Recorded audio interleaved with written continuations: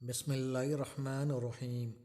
حضرت عائشہ رضی اللہ تعالیٰ عنہا سے روایت ہے کہ ایک آدمی نے رسول اللہ صلی اللہ علیہ وآلہ وسلم کے پاس آنے کی اجازت طلب کی۔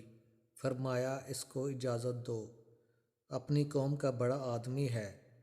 جب وہ آپ کے پاس آ کر بیٹھا، آپ نہایت خندہ پیشانی کے ساتھ پیش آئے اور اس کے لیے تبسم کیا۔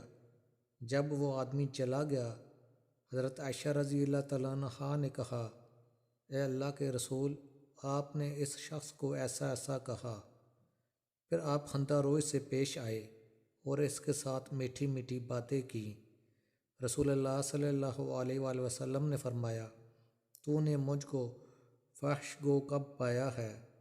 اللہ کے نزدیک قیامت کے دن بدترین وہ آدمی ہوگا جس کو لوگ اس کی فحش گوئی کی وجہ سے چھوڑ دیں گے۔